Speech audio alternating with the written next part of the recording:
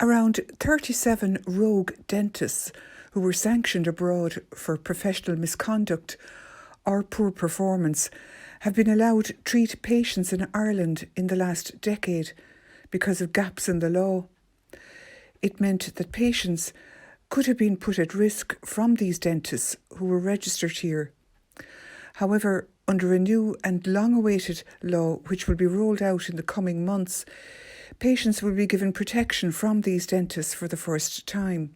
It follows the signing of a commencement order by Minister for Health, Jennifer Carroll McNeill, under the Regulated Professions Health and Social Care Amendment Bill 2019, which brings into force a number of provisions to underpin patient safety.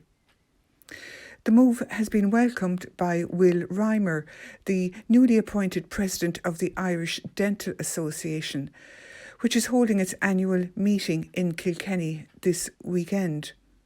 However, he said more regulation is needed.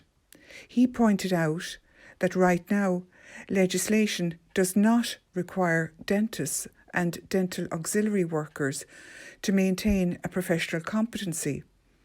This means that while dentists are ethically obliged to maintain an ongoing competence, this is not underpinned by legislation.